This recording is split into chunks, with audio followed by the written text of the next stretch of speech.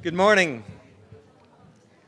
The good news is we got a lot of people here, and it looks like some are standing. And so, if I could ask, I feel like a preacher, but if I could have you kind of move over and get buddied up with people, if we can have everybody kind of move that way, so people that are looking for some seats can actually find a spot. Yeah. Sorry. Yeah. But if we could have people shift over, and then that way we don't have people standing. I'd appreciate it. So with that, welcome to the 2013 World Dairy Expo. I'm Kevin Hepker. I'm with Land Lakes Animal Milk Products, and we're proud to sponsor today's seminar called Opportunities and Challenges in the Use of Automatic Calf Feeders. Our guest speaker I know very well is Dr.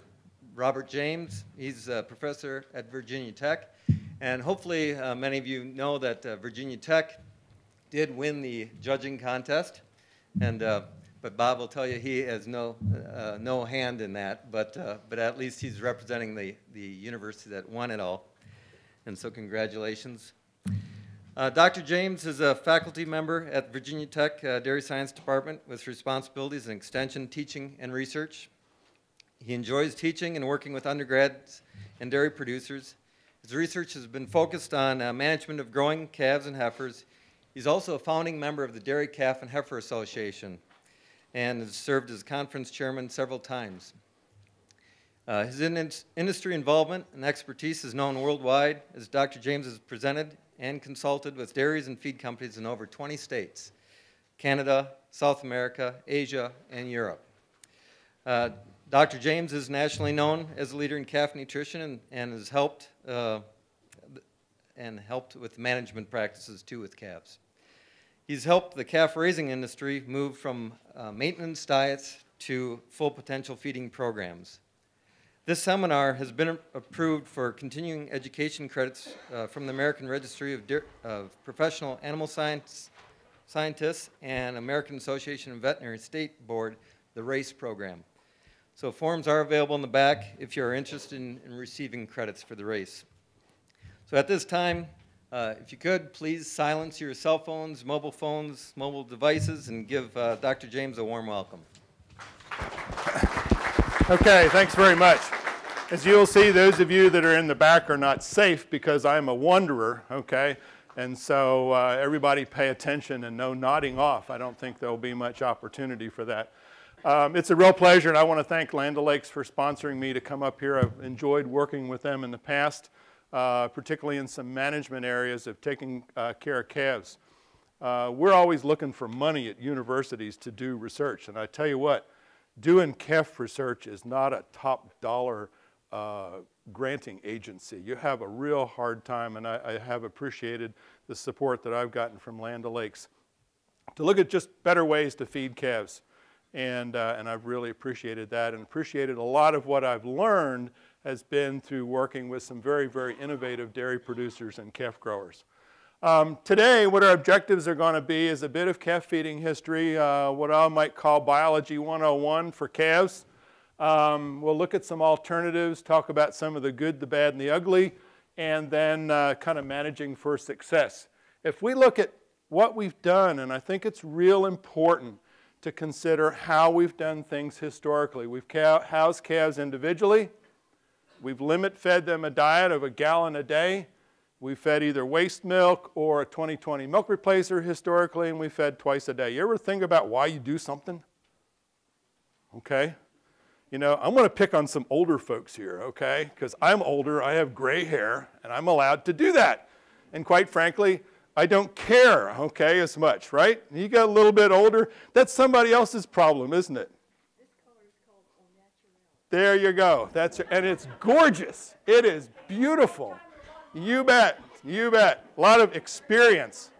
So we house calves individually, and the vets have told us we need to do that because we got to isolate these calves. We got to keep them, and we're preventing the spread of disease. We've got them separately, and you can tell who's pooping and who's not, and who drinks their milk and who does not. There's some real advantages to that. And there's some real labor efficiency of some systems, some real labor efficiency for doing that. And I think there's where the key has been. We've limit fed 2 quarts per feeding. We've fed twice a day. And when do you feed calves? When do you feed calves? Well, you know, if it's your kids, they like to feed them at 9 in the morning and 3 in the afternoon, right? Nice and convenient. How'd you like to be that calf at 2 o'clock in the morning? You know, we even have some people down south who feed once a day. You know, we're a little slower in the south, okay? And I say, good. You think that's so great? Tell me what meal you want to eat today and when you want to eat it and how you're going to feel about 3 or 4 o'clock in the morning. I bet your stomach's going to be growling a little bit. We do it, a lot of these things, for the convenience of labor, and we're going to wean these little buggers early. We're going to wean them early because, by gosh, if I don't feed much milk, they're going to be pretty darn hungry, and they are going to eat that stuff. It's like with your kids. You know, you put that stuff on the plate, you're not going to get any dessert. You must have cleaned up your plate because you got the dessert, right? So did I. Yes, yeah, no problems with that, okay? But these calves, you're only going to get this much milk, so you've got to get that dry feed. Well, now what's best for the calf? I like to say, what are the nutrient requirements for a pre-weaned calf? How many of you have a nutritionist do rations for your lactating herd? Okay? What kind of level of performance do you tell them you want to have for your lactating cows? What's that? Maximum performance. Is that 50 pounds a day, or for you, 25 liters? Yeah, 30 liters. How much do you want your cows producing? I don't want to produce 50 pounds a day. Okay? What growth do you want for your calves? What growth do you want for your calves? And how are other neonates fed? Horses, pigs. You know, that little pig gets 200 grams of milk, and you say, off you go, you're not getting any more. No, we don't do that. In fact, this is a nice little chart. It looks the amount of milk or milk replacer needed to meet maintenance requirements. You folks are at maintenance right now. This guy's not because he's lifting his hand up drinking a cup of coffee, okay? But maintenance requirements. You're neither growing nor losing weight. So at 59 degrees, and this is for a 2020 milk replacer, this is for whole milk, you need a pound of milk or milk replacer powder just to maintain body weight. At 32 degrees, that goes up to 1.35 pounds. At 5 degrees, I know it never gets that cold in Wisconsin, right? Okay. It's 1.77. That's just to maintain body weight. We're not talking about any growth at all. Now, how expensive is that feeding program in terms of pounds of gain or pounds of milk per pound of gain? It's pretty expensive, isn't it? You know, I tell my students, it's like, what kind of gas mileage are you going to get if you pulled your car in here today and left it running all day in the parking lot? Because that's what you're doing with these calves, feeding them at maintenance requirements. How much will calves eat? Calves fed twice a day by bucket at 10% of body weight versus ad lib. This is some work done at University of British Columbia. And here's average daily gains. They gain a whole lot more. That's the first 2 weeks. Here's the second 2 weeks. They drank 9.3 quarts a day versus 5.2. Okay, so they'll drink a lot. Now, yeah, they don't eat as much starter. They don't eat as much starter right after weaning when they're fed a lot more aggressively. You wouldn't either. If somebody gave you steak, you're going to back off on your salad a little bit, right? Absolutely. But now look at what it was 2 weeks post-weaning. They caught up a little bit very quickly. And the reason is those buggers that were ad lib fed are trucking right on, gaining body weight. And so after their weaning, they're a whole lot bigger. And they start consuming dry feed very quickly. Now the challenge we have is we only want to feed calves twice a day. And that's realistic. And so the trouble is, how much can they consume at one meal? How much can they consume at one meal? And we could increase the solids from 12.5% to 17% and get some more solids into it, but that presents some risks too. And then what about those the impact of long intervals between feeding with limit feeding? So here's some work, and our author is, where is he? He's sitting here in the room, Dr. Sockett. Okay, in the back, okay. Correct me if I'm wrong, Dr. Sockett. But looking at 2x, 3x versus twice a day feeding, 1.8 pounds of powder the first week, 2.5 from week 2 to week 6, 1.25 from in week 7. They got the same amount of powder per day, twice a day or 3 times a day. Am I right so far? Yep. Okay. And he will correct me if I'm wrong. And they all got the same colostrum. Now, what I want to focus on is look at body weight gain during the first 42 days. Look at the improved body weight gain, more hip height gain. This is the statistical significance. Look at the feed efficiency. Look at the number of calves weaned. Here's the one I really want you to look at. Look at the number of the difference in those that are lactating at that first lactation. That's huge. That is huge. And this is all through 3x versus 2x feeding. Same amount of milk per day. Same amount of milk per day. This is a pretty exciting thing. And it translated not significantly into more milk, and that's not significant, so we know there are a lot of different things that influence first lactation milk yield. But boy, the fact that I'm freshening that many more animals in first lactation, that's pretty darn big. Now think about that calf fed twice a day, and it's 2 o'clock in the morning, and it's been a while since they were fed again, and what are they doing metabolically? They're probably losing some body weight. There might be, even if they don't have much body fat, they might be breaking down some protein. And that's not a very efficient process. So do group housing systems allow more intake and do some things more labor efficiently? I want to talk about all the systems there. We've got mob feeders. You know, in New Zealand, you might call this Meals on Wheels. Okay, they roll that thing in the pasture, and everybody has at it. Something we had on a dairy in Virginia where we put that barrel in there. And boy, it doesn't take them very long to consume that. And it is labor efficient. Boy, it is fast, thick, and quick. Do remember some differences. We have calving seasons here in New Zealand. We have year-round calving here. And I think that makes some differences in terms of sanitation of those facilities. In the Northeast, we see some group housing alternatives with acidified free choice, where we acidify that milk. We've got it in a bulk tank. We're piping it out through lines, through some drop hoses that go into some feeders right here, and essentially we've got free choice. They can eat as much as they want. They can eat as much as they want. And then we have the automatic calf feeders, and I've tried to include absolutely everybody, so I show absolutely no bias. And this system is made in Tennessee, very simple system. We have the Forster Technic, the Urbon, and the Home Lao. And my disclaimer here is this is not going to be a how-to for each systems. We're going to talk about challenges and opportunities. And I'm old enough and gray enough to know that there is a risk and a benefit with everything that you do. And what you're trying to do is maximize your net benefit. And so I think that's what we need to consider. Some good comments. General comments.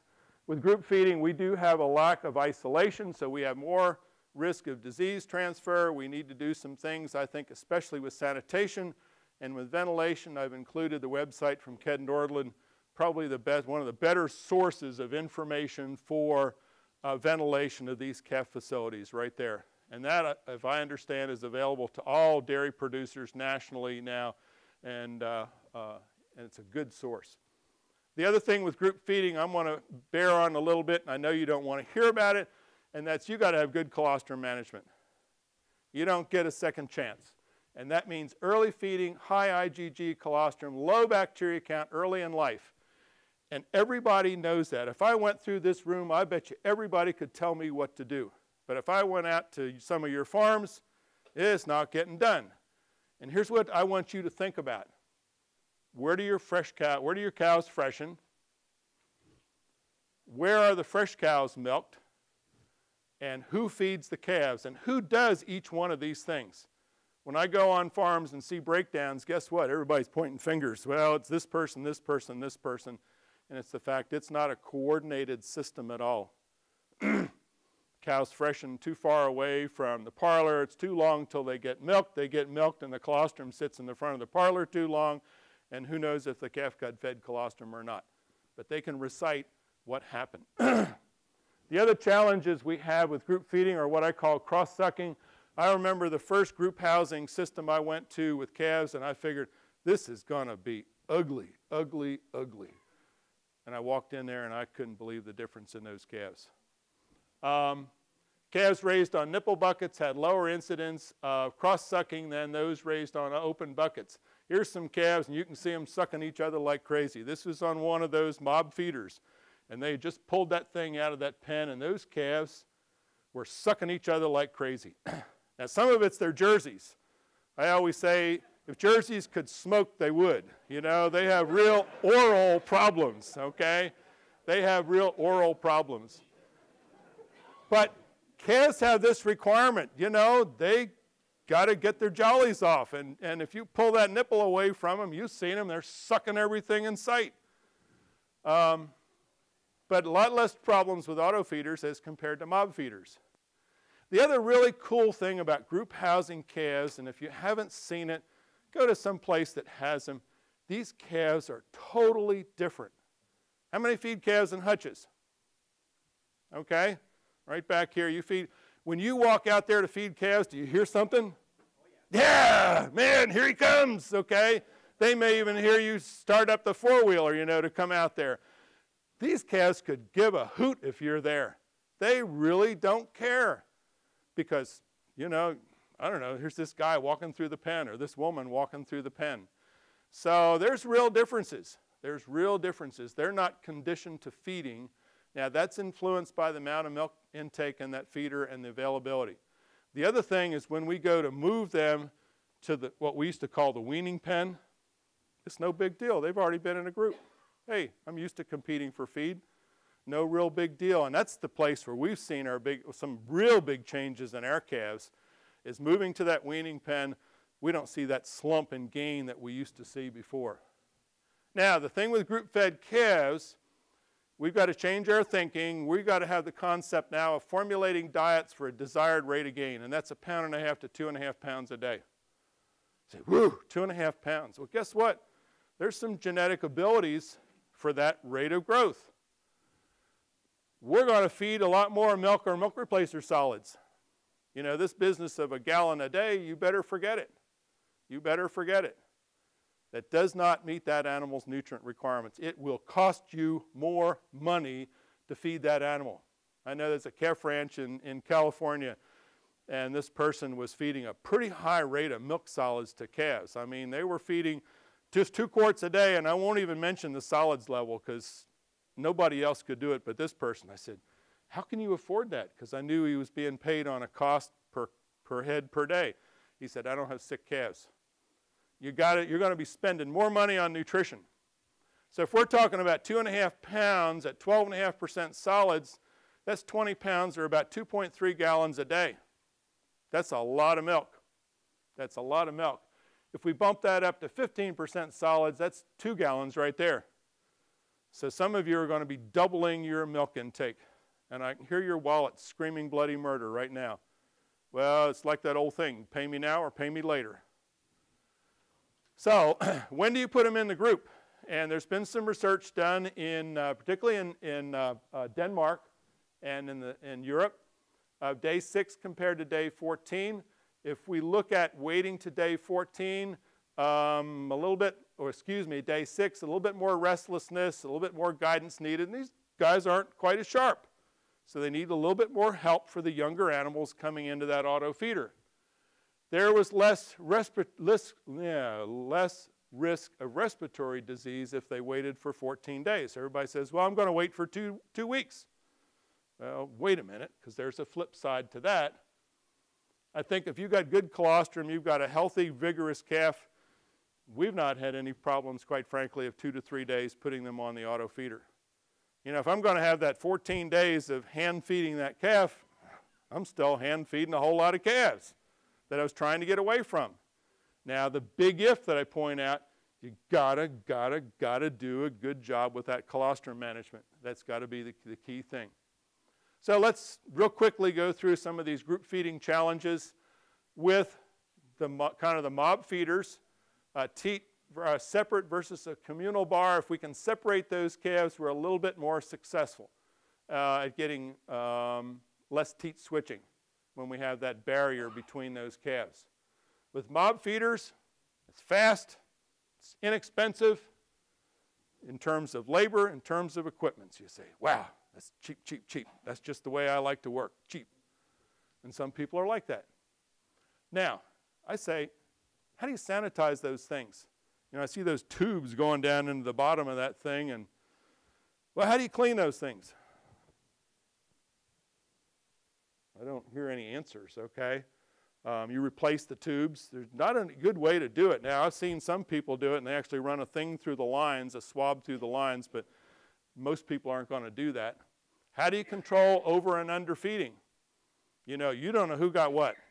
This calf, they got a liter today, could have gotten 3 liters the next day. How do you detect off-fed calves? Some people can do that, and some people couldn't do it if the calf dropped dead right next to them. Okay? It's very much of a skill that some people have and others don't. And then what are you going to do with sick calves? Now, that's something that we're going to deal with every single system out there. What do you do with sick calves? So, free choice acidified, and again, I'm not going to talk too much. There's a lot of really good information from Canada, Neil Anderson, and there's his website. But we're going to acidify this milk down to about 4 or 4.5. It's going to cut out the growth of a lot of what we think of as coliform bacteria. In Canada, they use formic acid. Not in the U.S. It's not legal, okay? It's not legal, so I don't want to see you running across the border to get formic acid and bringing it back into the U.S., okay? But it's not legal. We've got some situations with solid separation. So you put that acid in there and you let it sit there and you're going to get some solid separation. You've got to keep it agitated. You have to keep it agitated. Calves are going to eat about 6 to 8 liters the first week, and they can get up to about 12 to 15 liters by the 5th week. So how do you wean these guys? Well, generally they will shut off nipples or reduce the number of nipples in a pen. And there's a lot of what I would call art versus objective management. Some people do a really, really good job with this. Some critical control points: clean milk, clean equipment, cooling it to acidify it. You put acid in hot milk and you're going to have some cottage cheese. You're dealing with acid.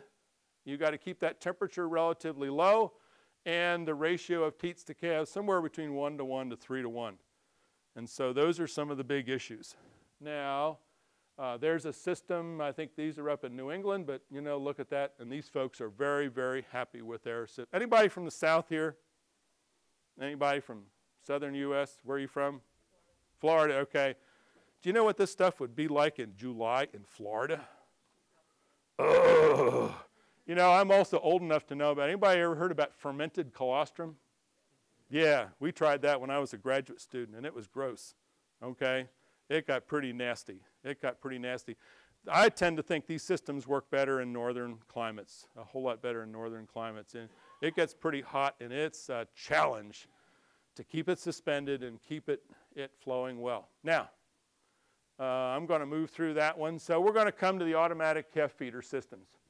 And I think some core things about using an automatic calf feeder is the mechanics. How do these things work?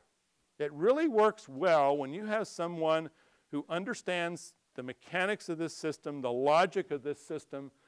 We've got an RFID. We can set up a feed plan, some meal allotment, some meal size. They understand about behavior of group-fed calves, and they have a skill set of people for managing calves in groups.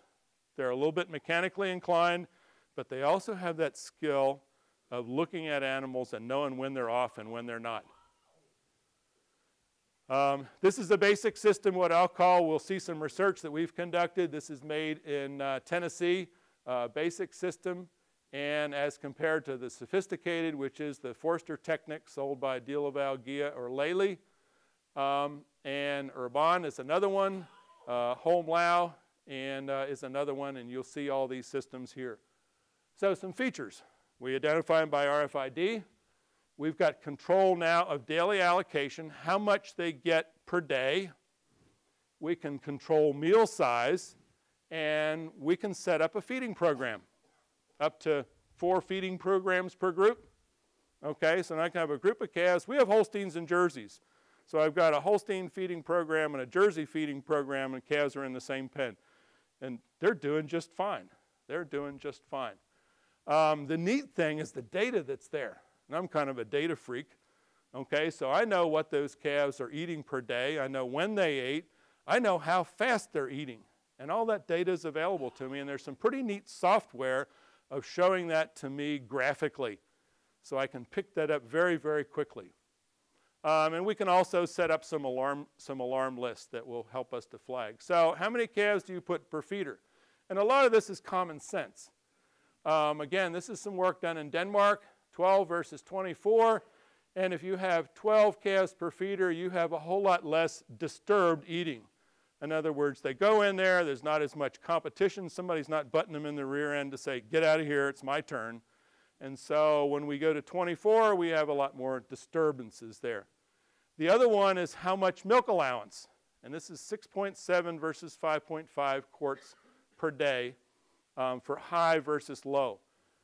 You try and limit feed calves in an automatic feeder, and they're going to get kind of ticked off. And I saw that happen in South America where I was on a farm, and they were limited to 1 pound of solids per day. And there was always a mob of calves right outside that feeder because they wanted to get in there and get some more. So limit feeding really doesn't work very well. We can see a whole lot what we call unrewarded visits. The feeder's empty, next one goes in, but she's not able to consume any more feed. So she can suck and suck and suck and suck and not get anything because she's used up her allocation. So some critical items, I think, with auto feeders.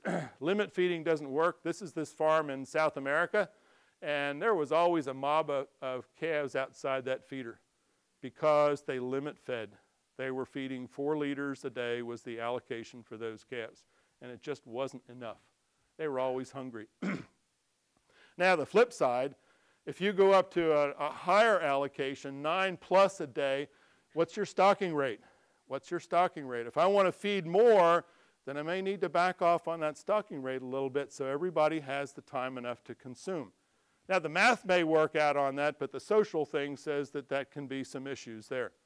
So if you're trying to push stocking, in other words, getting 30 calves per nipple and high feeding rate, you're really pushing the system to a max. What about square footage? And somewhere between 30, 35. Again, common sense. The more space, the better it's going to be per calf. And that 30 square feet is probably about as tight as you want to get. Now, is that going to happen sometimes? Yeah, because your calving schedules and heifers, number of heifers goes up and down. So you're going to have some times where your facility is going to be overcrowded.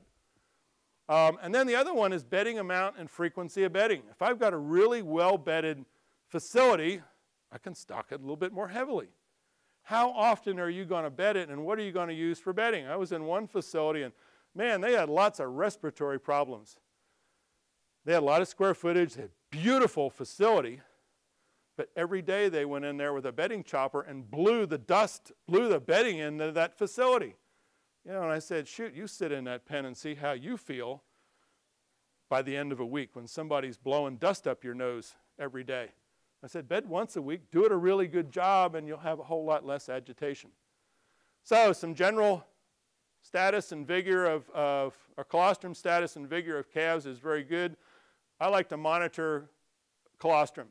The Brix refractometer works really well. You're over 23. It's a nice on-the-farm way of monitoring colostrum. You ought to have 85% of your samples being over Brix 23 or about 5.5 grams per deciliter. You do that. We did a study. Again, it was supported by Land O'Lakes in California at a commercial dairy. We had phenomenal colostrum management on that farm. We had 85 calves in that study. We had 2 calves where we had failure of passive transfer, where we didn't get the colostrum in those calves because we had just real good management. So then I think you can put those calves on quite early. Training is really pretty well worked out. Some people skip the morning feeding and place them in the auto feeder and lead them to the nipple. You don't want to do it too often because then they're going to depend upon you to do that. Some of them move calves in the evening after feeding and then the first training the next morning. Milk allowance, anywhere between, I've seen between 1.5, which is probably too low, to as high as, you know, I think there's even some that are 3 pounds a day of milk solids, Meal size, can be anywhere from a pint to 2.5 quarts. Now, I say meal size because almost all these systems will mix up small batches at a time, so that if the calf doesn't drink it, there's not a whole lot left over in that feeder. Meals per day. Now, here's the situation to understand. Calves earn credits for meals. So in other words, if that calf is allocated 9 liters a day, or 9 quarts, and you divide it by 24 hours, that's 0.375 liters per hour. So a minimum meal size at 1.5 liters would be, it'd take them 4 hours to earn enough credits to get that meal. And if they waited a little bit longer, they could have a bigger meal up to a point. Because we can set meal sizes, or really anywhere you want to, but generally 1.5 is probably the lowest, and up to as high as 2.5 liters at a feeding. Most calves are going to consume about 3 to 5 meals per day. 3 to 5 meals per day. And this is just an example of a feeding program.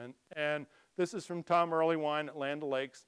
These calves were backgrounded for 12 days. Now, to understand that, they're bringing sale barn calves in, and they got to get them all straightened out before they put them on their research trial. So they're a little bit older. So they have a rather high, this is the feed allocation per day. They're doing a very rapid weaning right here. And this is the liquid volume. But we can see right here the number of meals are 3 to 5. The meal size was 1.5 to 2.4 liters. So what's happening is we're bringing them up rather quick. We're setting that program relatively stable, and then we're weaning those calves automatically. And boy, you start dropping that volume, and they are going to learn to eat that calf starter pretty quick. Now, there's different philosophies on that. There's the rapid one versus a more gradual one. Either way, it's something that the machine is doing to stimulate that weaning for that calf and to get them on the calf starter grain. So what about feeding waste milk and milk replacer? Yeah, these machines will do that too, and I've seen quite a bit of success with feeding waste milk along with a milk replacer. In fact, there are limitless opportunities for it to maintain the solids of that based upon the amount of waste milk that you have and how you need to supplement that with additional milk replacer solids and water. The key thing that I find out with using waste milk is a matter of timing. So when do you milk your fresh and your hospital cows? If you're going to milk them, then you need to pasteurize it almost right away and then cool it down and maintain it in a clean, cooled receiver. And then it's going to go to the auto feeder and be warmed up prior to feeding. And then you've got to monitor pasteurizer function too, because that's the other challenge. And we've done a fair amount of work with pasteurizers and know that, guess what? About 10% of the time they don't work. And so you need to make sure that that pasteurizer is functioning properly by a routine monitoring system. Here's the big one that I see with waste milk, and this is something that really hasn't been told very well, is what's your supply of waste milk? Everybody likes to think that we have this supply of waste milk and it's like that. This is a graph from a 1,200 cow dairy in North Carolina where he monitored his waste milk volume every day for 7 months. And look at that variation. It is huge. It is huge. Now, granted, some of that are differences in the number of fresh cows, but a whole lot of it is just how many cows in the hospital pen. And how do you do that? How do you do that? Well, you've got a choice. Either you become very sophisticated in having a system of blending variable quantities of waste milk with water and powder, which you better have a pretty good person running that machine, or you're going to pull milk out of the tank. And there, your economies are going to change very, very big. So I want to finish up and talk about some research that we did with one of my graduate students. We had 10 dairies in Virginia and North Carolina that were identified with feeders. We did some surveys with them. On the farm, we measured temperature, we measured bacteria count, and we used a Brix refractometer to measure the solids in that replacer that was delivered. And we pulled out 6 of those farms, and we visited them once a month between June and September. And here's our dairies. We had 10 farms. Herd size went anywhere from 125 to 3,100 cows. The feeder types, the sophisticated, were Forster Technics. And I'm just trying to think. One was a Deal-O-Val, and I think the other two were Gia systems. The number of calves per feeder, you can see that most of our stocking rates were relatively modest, And they went everywhere from 16 to 35. And they used every different kind of milk replacer that you could imagine, everywhere from a 2820 to 2020, and everybody seemed to be pretty happy with their milk replacer. So our data collection, as I say, we measured sanitation of the auto feeder. We did this by pushing the button, and we let that milk run through there, and about midstream we took an aseptic sample and cooled that down immediately. We measured the temperature of that milk replacer liquid, and then we used the refractometer, and we'll put up here to estimate the solids level, because it was real good within a machine to say what kind of variation that we were going to see. So what did we find? Well, first of all, when we look at standard plate count, and this is 69 times 10 to the fifth, so you put 5 zeros behind that. We had a lot of bacteria growing in these feeders, a lot of bacteria, which is logical, because these machines were cleaned, the whole system was cleaned once a day, and you've got milk sitting in there, and so those bacteria counts were quite high, but notice the sophisticated, a little bit lower than the basic machine, because that sophisticator does have a whole lot better facilities for cleaning. Now, if we look at our minimums and maximums, you could see a lot of variation that we had there. Now, the next thing that was of interest is, what about the bricks reading? So we had everywhere from 7 to 18 on the basic machine and 7 to 13 on the basic machine. Now, what happened there, and this is a matter of a lot of us not being very good with the metric system, okay? Because on one of the farms where it said 7% solids, essentially, or about 8% solids were coming through there, it says, well, I have 150 grams that's put into a liter of milk. So you say, well, that's 15%. It's 150 divided by 1,150, so that's about 12.6% solids. So this individual who was, any veterinarians in the room? Yeah, we've got a few veterinarians. Their veterinarian said, oh, that's too concentrated, so we're going to cut this back to 12. And so we had 120 grams in a liter, and down south we call that Blue John, okay? It's pretty skinny looking milk. And needless to say, these calves look like it. They just really weren't doing very well. The last thing that was kind of interesting to look at is the difference in temperature. And so we had some systems that were too cold. And what's that going to do? The milk may not mix very well. And we had some that were too hot. And again, it's not a function of the machine as much as the person who's monitoring that machine. You know, it's just like any piece of equipment. You've got to monitor to make sure it's set up correctly.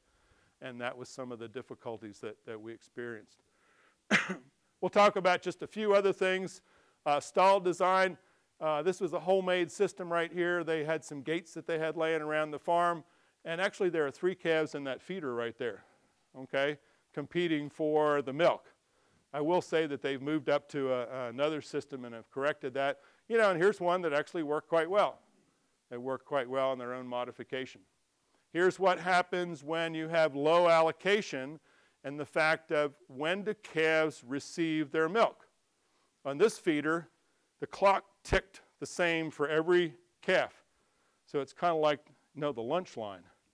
If you start smelling some good food coming from out there, everybody's going to start forgetting about what I'm saying and thinking about their lunch, right?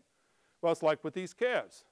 So these calves are all laying down, and the time clicked, and not just for one calf, but for every calf, so they all got up and they started rushing the feeder. And a lot of competition, as compared to the more sophisticated machine that every calf is on their own clock.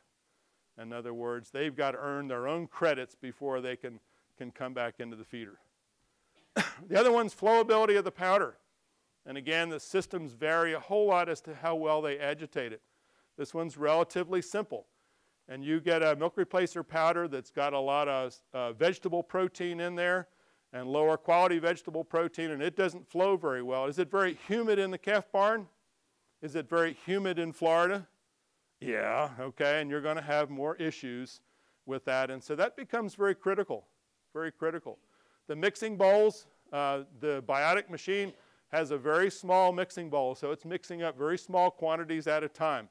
And we see some residues that are showing up. There's a propeller that comes down on this one from the top, and the agitation's not quite as aggressive as it is from the Forster Technic and some of the other machines. Think of this just as like your Waring blender. It's also sitting on a load cell, so we're a whole lot more accurate in the delivery of powder and water in there and the accuracy that we're going to see with that versus the basic machine, which runs more on the time of a screw auger that comes out. Now, some folks have been very successful with that one, and I'll say with the Biotic. The other thing is just simple maintenance. Simple maintenance. Not so simple, but replacing the nipples. Replacing the nipples on that. With our feeder, every morning we pull the nipples off. They get cleaned and washed and put in a sanitizer. And while that machine is self-cleaning, just like a clean in place, so it works really pretty well. We like to replace our lines at least once a week. This person's a little bit more thrifty in replacing the lines. Other items, not going to mention, ventilation becomes critical. The other one is just a supply of water. And this is not rocket science, folks. This farm was the same one that had the 7% solids on their milk replacer that they were delivering. And the reason I show you this water is they had a ball, you know those balls that sit on top of that? Well, this is a week-old calf, and you're asking it to, first of all, even know what's underneath that ball, let alone having the strength to push it down. And so, you know, these calves didn't have scours. They were pushing out BBs out the back because they were so dehydrated. So water is very, very critical, very critical. Now, there's no goal for standard plate count for milk replacers. That's the other thing. With a milk replacer, you're going to start with a whole lot lower count than you are with waste milk, even under the absolute best conditions. We did a little study one time with our feeders at Virginia Tech, and we measured standard plate counts on the milk replacer fed to calves. And it would run somewhere, if it was a bad day, about 2,500. Well, if you do waste milk, if you're keeping it below 20,000, you're doing real well. You're doing very well. So you're already starting with something cleaner. But I'd like to think that bacteria should be less than 20,000 in standard plate count. Our averages are well over 100,000. So there are some issues with sanitation, and I know folks are really working at those issues to deal with that. Now, what's the correlation between standard plate count and animal health? We really don't know, quite frankly, because you need to have lots and lots and lots and lots of calves to show that relationship. Calf liquid diet should be at a range of 100 to 105. Our averages were within those feeding guidelines, but we had some pretty big ranges, which says we've got a lack of accuracy in some systems. Cold temperature, we're dealing with energetic efficiency. That calf's got to use energy to stay warm, and it's not going to milk as well. Grow as well. And high temperature, boy, I tell you what, they backed up real quick when they got a hold of that 118-degree milk replacer. They didn't care for it too much. So, some feeders require closer monitoring. All of them require monitoring. You know, it's not one of those machines that you can just set it and forget it. I think the person who is doing that is real critical to success. They're a little bit like kind of mechanical gizmos, and you're expecting a person with two different very skill sets. One that's very good mechanically, and the other one who really can see calves. I know going out to the barn the other day, I looked at the computer and said, ooh, we got about 4 or 5 calves that haven't eaten a whole lot this morning. So I was pretty concerned, and I walked out there, and well, there was one of them that was sick. The other 4, they just were kind of lazy and laying around and hadn't gotten up to eat. And as soon as we got out there and started walking through the pen, they all got up and started eating. Producers, with the assumption that calves can be fed and left alone, were really not satisfied with the auto feeder. It just really didn't work out. The one farm that we had 3,100 cows. The reason they bought the auto feeder was because they had maxed out on calf hutches. And so, well, let's try this. And so they bought the more basic system. Didn't cost them a whole lot of money to put in fact, they got used ones and put them in there. And yeah, we got this barn over here that we're not using, and we can put those in there. And so it was not a real big priority. It was not a real big priority. With the auto feeders, I think some of the great opportunities is the control of the feeding program. I can set up a feeding program for those calves to bring them up gradually, to maintain them at a plateau and to wean them, and that's a tremendous advantage. I can control how much they eat at one time. I know how fast they eat. Now, how do we use that information? Well, Sandra Godden and myself are getting ready to do a field study with some cooperator herds in Virginia and in Minnesota. And we're going to see what data we can mine from those machines, or what combinations of data we can mine that's going to hopefully let us predict when that calf might be getting sick a little bit sooner. I can monitor intake, and I think that's really great for disease detection. The other one that I really like is controlling shrink. Now, think about shrink on the farm. When you mix up a batch of milk replacer, how do you mix up that batch? In batches of 5 gallons, 10 gallons, 100 gallons. Do you have anything left over at the end of that feeding period? I bet you a lot of you do. Think about what that shrink costs. The other one is think about shrink in your feeding system. How many of you have buckets that you hang on a rope or hang on a fence that you feed milk in?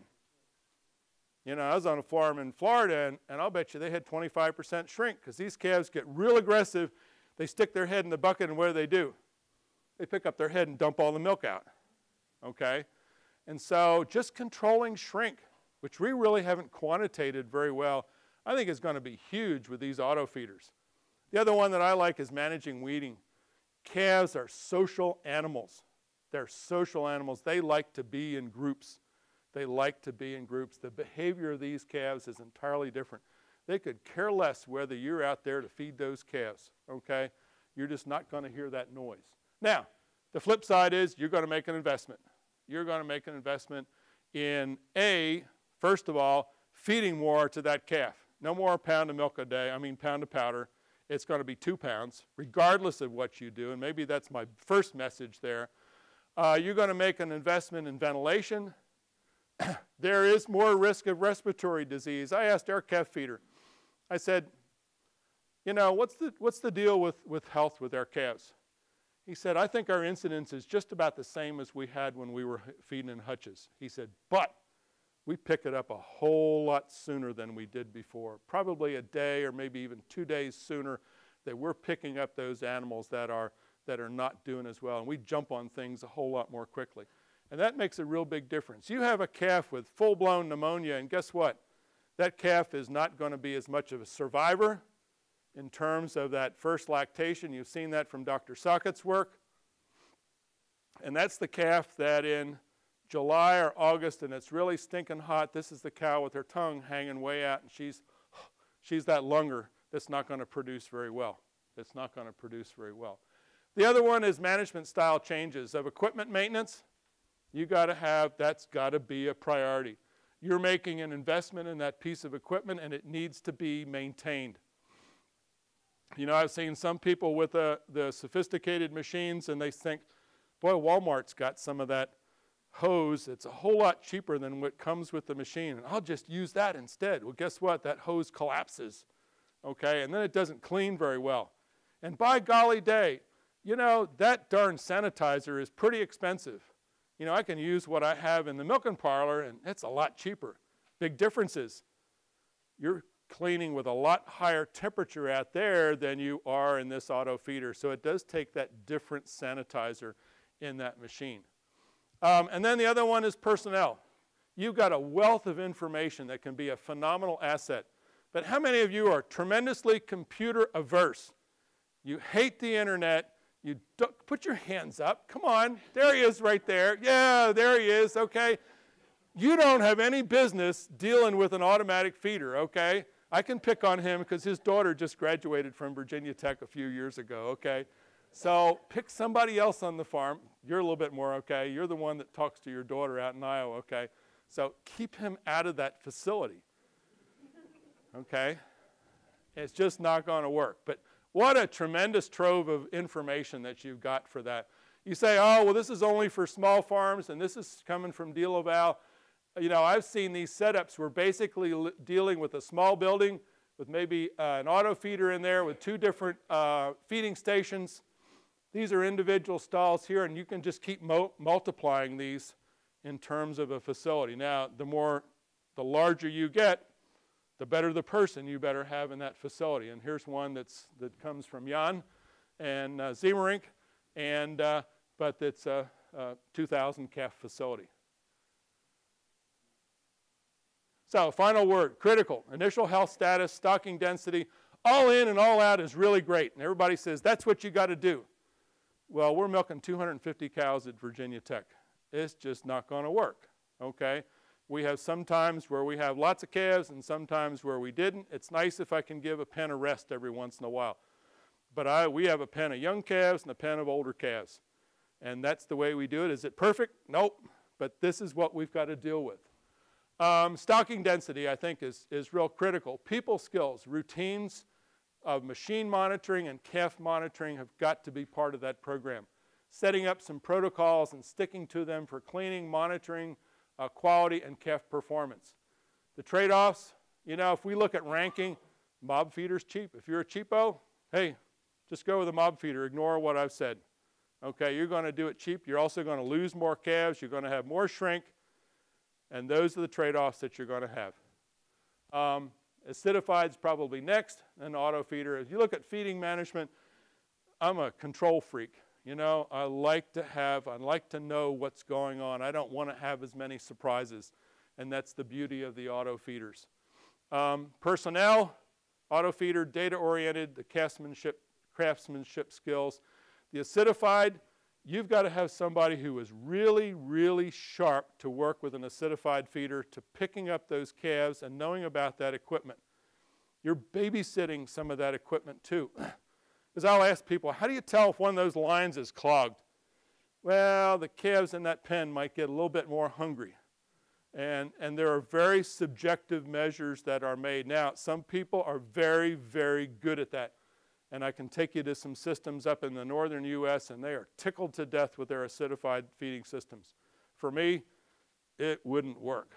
You know why? Because I don't think it's going to work, and that's pretty important. That's pretty important.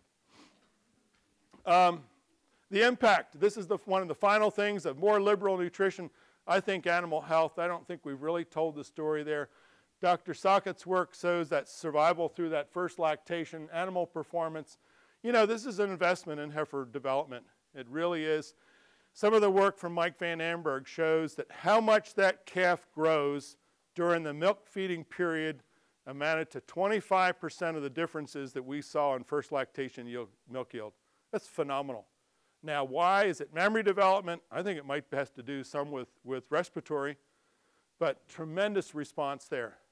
So I want to finish up, and you stand up here and do all this stuff, and it's all because of former students who you have the opportunity to work with. Kayla Machado was my graduate student who did this monitoring program. Cooperating dairies who are willing to work with you and for you to be a pain in the neck and visit their farms frequently and kind of open their doors. And again, I wanted to thank Land O'Lakes for sponsoring our monitoring of this study. And so with that, I've just about lost my voice, and thank you very much for your attention. Any questions?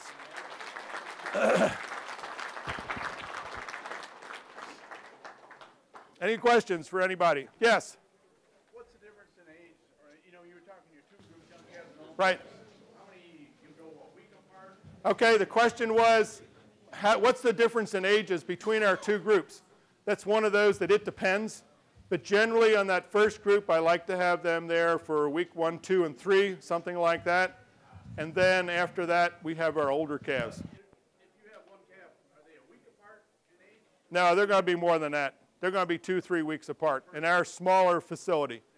There's a trade-off of that, and ideally you'd love to have a group that stays the same socially, but you have to deal with the realist. The other one is, we had twin Jersey heifers, and these things were 30-some pounds, and they stayed in the young group almost the whole time. And I went out there a couple of weeks ago, and I couldn't even tell which ones were the twins. It was amazing how they had grown, and they were in there with Holstein heifers that were that were 50 pounds bigger than they were and did real well. So a lot of that depends upon the system as to what the age spread is. Yeah, there's what's optimal versus there's what actually is realistic. Other questions? Yes, right here.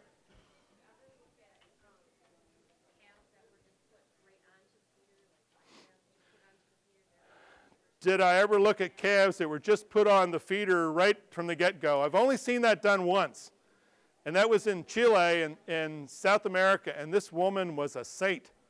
You know, she was the whole reason that it succeeded because she dried down those calves. She made sure they got up there and fed. In fact, they fed waste milk for the first probably week and a half or 2 weeks, and you've got to have someone who is, you know, who's just really who's got tremendous people skills and is really going to spend the time with it. Would I recommend that routinely? Probably not. Yes, over here. Okay. They're putting calves 24 hours on. So what do you think the key thing is on that? A good wife. There you go. Hey, well, I just said, it's the good person to do that. Excuse me. We have a guy who does ours, and he's just as good, okay? No, I've not seen the new calf rail system. Jan sent me some pictures of that. That looks pretty cool. It is. Yeah. Okay. Okay. Well, and I think that's some issues. I don't know if you want to talk, but that's some issues that they're looking at. But let's back up a little bit. Okay, let's talk about conventional ways. We feed in nipple buckets at our farm. And, you know, you look at the sanitation of those things, and it's a lot of times not so hot either. So I don't think there's as much difference in sanitation as you might think. When I go to a farm and they have calf problems, one of the first things I look at is I pull my hand up on the side of that bucket and see how much crud I get underneath my fingernails because they're not cleaning things very well, and they have this wonderful biofilm. And that's not an auto feeder at all. That's just because they do a lousy job of cleaning their nipple bottles or nipple buckets. And so I don't think that there's as much difference as we'd like to believe. In fact, there's probably more opportunity with the auto feeders for sanitation. Yes? What auto feeder did you put in? We have a Delaval Forster Technic that we put in. We paid for it. There was some support from that. And okay, let me tell you this. Here's why we did it. Because our milking equipment came from this dealer. And the service from that dealer was phenomenal. And quite frankly, some of the competition offered us the same deal, and I had to go with service. And that is huge, huge, huge. That's the biggest difference that I've seen in success and failure of auto feeders or pasteurizers, is what kind of service you're going to get. So, like, the Urban is advertising about how they can rinse the nipple off between each calf and not have it available. Do you feel as somebody who's been in the auto feeder, if that's actually worthwhile, or is it just selling? That's a no-brainer. Go ahead. No, go ahead. Go ahead. Calves are sick with coronavirus scours. They excrete as much virus in their mouth as they do coming out of their rear end. When they got mycoplasma bolus, as much in their mouth as they're excreting in the end. If they got salmonella Dublin, huge amount of secreted saliva. The nipple is a very important. What keeps you awake at night on any calf here is mycoplasma bolus, salmonella Dublin, and coronavirus. They will defeat you. System if you don't solve that problem. Yep. This Dr. Sockett, yes.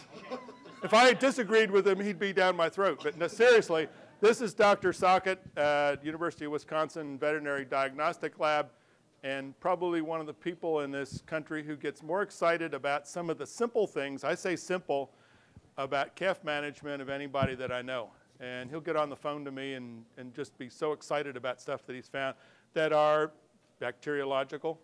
Again, I'll bring up the point of you know, is it the auto feeder versus, we have just as much trouble, I think, with nipple bottle feeding systems too that are improperly cleaned. But there's that opportunity. The question is how successful is that cleaning that nipple, and I really don't know. And the real challenge you have in showing that scientifically is you need lots and lots and lots of animals to prove it. and to prove that thing. Other questions? Yes, in the back. What we're doing, we're custom feeding calves. Right. And we'll get like, up to 100 calves in a week. Yep. Have you had any experience with, putting 25 or a whole pen full, training them all at once? There are some bigger dairies that move in. The trouble with yours, you're dealing with not only a group of calves, but a group of calves that are coming from different farms with a whole lot different backgrounds, and so you're adding double trouble to that. Again, to me, that depends upon the person to do that. The trouble with you is you're custom feeding calves. Your clients may not want to pay for the level of service that you might be willing to provide, and that's the big challenge that you have, is they want to do it cheap and you want to do it well, and never the twain shall meet. They don't want to pay what it costs to That's where we're at right now. We're putting stuff to feed waste milk. Yep. That'll be a cheap source to go Yep. to that high feeding rate by feeding waste milk. Right. Yep. But I was just concerned about training. The other thing with the waste milk that you really need to look at besides the bacteria is the solids level in there, and because that can vary tremendously, and so you really got to look at maintaining that consistency there, and encourage you to think about how you're going to supplement that waste milk to make sure you have that consistency, because we've done a lot of work with some big dairies and calf ranches, and the calf ranches will tell you that they get good waste milk and get bad waste milk, and some of it's pretty bad. And some of it's so bad that your pasteurizer really can't get the bacteria count down where it needs to be.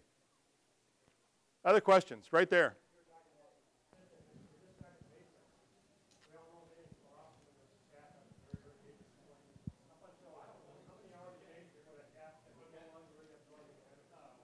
Well, the question was how long before they don't get benefits from colostrum. That's another one, and this goes back to some of my PhD work that I did many years ago. That depends on where that calf was born. Worst case scenario, calf is born, comes out of mama, the first thing that comes up the mouth is a big cow pie.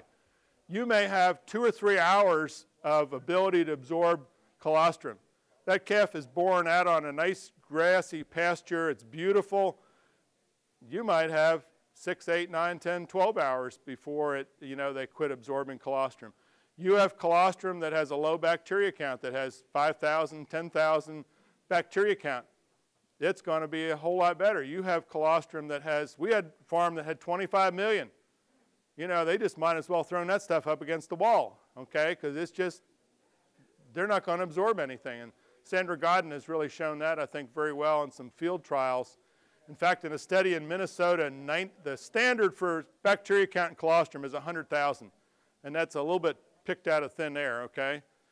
I've seen it a whole lot lower, but in the study in Minnesota, 93% of their colostrum samples were over that 100,000. As the author said, it's about like feeding fat-laden manure to calves. And so that's is a huge issue. Other questions? Yes, right here. My custom capper or has a deal with L. Peter, but he never wants to provide much information. But there must be, what is in the software? I mean, is there an ability to print out, to get printed reports? I'm going to let these folks answer that. Is there ability to have printed out reports? Yep. All the time, yeah. Absolutely. We have. Oh, yeah, absolutely. Yeah, you can print out reports, alarm calves, anything you want for. Yeah, also we interface with Dairycom. So if you have Dairycom on the farm there, you can interface with that and send it to you. We have some of the in New York we have a farm doing that. They put all stuff to Dairycom and send the reports to the farmer. Can you remotely access that, like me off the farm, to that computer? We use TeamViewer, so if you have TeamViewer, you can access and that's how we also support the farms. Yep. We also support, if you have a problem and you need instant help, we can do with TeamViewer and look at the machine, look at anything. Yep. Okay, other questions? Yep.